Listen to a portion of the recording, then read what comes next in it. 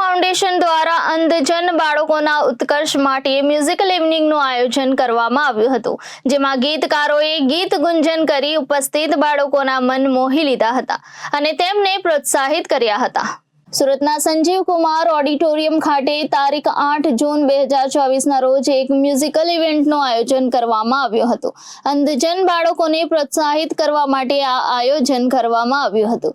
પ્રાણદાતા foundation દ્વારા આએ સાવન ઝુમકે નામના શીર્ષક હેઠળ આ આયોજન કરવામાં આવ્યું હતું, જેમાં પ્રખ્યાત ગીતકાર સાકિર શેખ, પ્રશાંત દવે, મિનેશ જૈન, મનીષ ચાવડા, સંગીતા ભગત, છાયા ખંડેલવાલ, ડોક્ટર પારુલ દેસાઈ, તૃષ્ણા રામવાલા સહિતના ગીતકારો ઉપસ્થિત રહ્યા હતા અને બાળકો માટે ગીતોના સૂર રેલાવ્યા હતા। આ કાર્યક્રમમાં સાધનાબેન સાવલિયા સહિતના મહાનુભાવો ઉપસ્થિત રહ્યા હતા અને બાળકોને પ્રોત્સાહિત કર્યા હતા। આ મ્યુઝિકલ ઇવનિંગમાં સદાબહાર જૂના ગીતો કલાકારોએ રજૂ કરી ઉપસ્થિત સૌ લોકોને મંત્રમુગ્ધ બનાવ્યા હતા।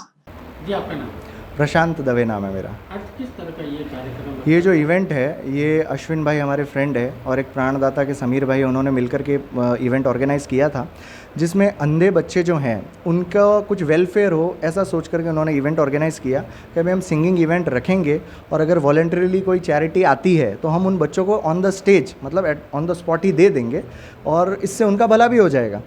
फिर उन्होंने हम सबको एक एक करके हैंड पिक किया कि भाई आप लोग जो अच्छा गाने वाले हैं, उसमें लकीली मेरा भी नंबर आ गया तो हम लोग यहाँ पर गाने के लिए आ गए, हमने गाया है। और अश्विन भाई, समीर भाई, जो इनकी जो टीम है प्राणदाता फाउंडेशन की, इन लोगों का बहुत बहुत धन्यवाद है कि इन्होंने इतना अच्छा इवेंट ऑर्गेनाइज़ किया, पूरी मेहनत करी और हमको इतना अच्छी अपॉर्चुनिटी दी। ऐसा विचार किस तरह से आया आपको? ये मैं और अश्विन भाई एक दिन बैठे थे, ऐसे ही बात कर रहे थे। अब विचार हमेशा ऐसा होता है ना कि चाय के साथ आते हैं, तो बस चाय पी रहे थे और एकदम अच्छा सा विचार आया, चाय पे चर्चा, ठीक है।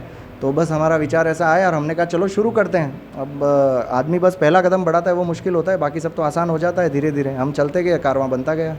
ऑडियंस को किस तरह का ये कार्यक्रम का लाभ उठा रहे हैं? ऑडियंस आ रही है, गाने सुन कर के लाभ उठा रही है, ऑडियंस को मज़ा आ रहा है। सूरत की जनता तो वैसे भी बहुत शौकीन है और सैटरडे नाइट है तो गाना सुनने के लिए तो लोग यहाँ पे बहुत ज़्यादा संगीत के प्रेमी हैं, तो सभी लोग यहाँ आए हैं साथ में।